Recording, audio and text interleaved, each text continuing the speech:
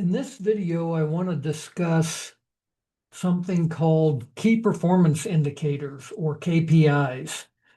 Now, frequently we think of KPIs as being something that we measure in business terms, things like our customer acquisition cost and the customer lifetime value and so forth. Those, in fact, are key performance indicators for a business. Now, the truth is you can have key performance indicators for just about any type of coaching situation.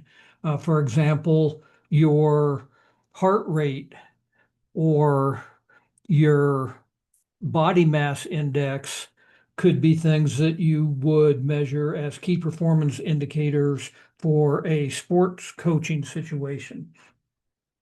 So those key performance indicators are things that your coach will set up through their dashboard for the type of coaching that they do. Now, I'm going to give you an example here where I'm saying evaluate my ROI for this past year. I'm attaching an income and expense report, and I'm going to upload a spreadsheet. From that, it's going to be able to extract a number of pieces of information. But you'll notice on the interface that there's a checkbox to display key performance indicators. Your coach may have this turned on if it's something that they want to provide, or they may have it turned off. If it's on, you can click this checkbox and you'll notice that a whole bunch of other data pieces are displayed. All of these are optional. It's not required that you fill in every single one.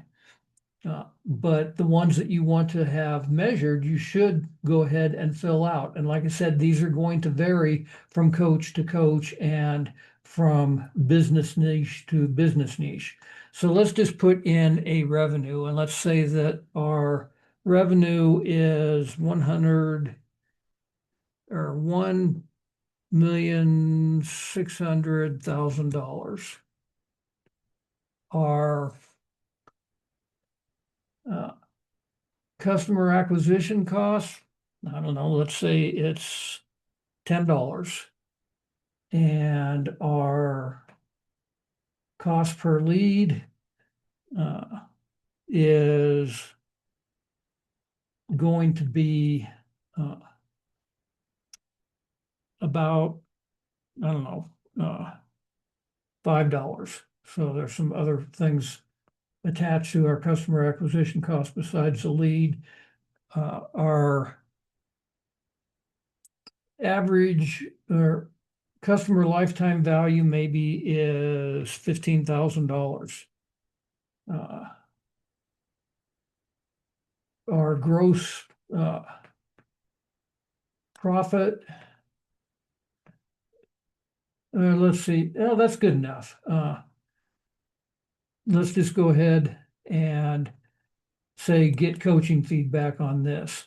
And because we entered in some of this information, we're actually going to get information about that in our feedback, as well as it will keep track of this over time, just like it does other items that we are getting feedback on.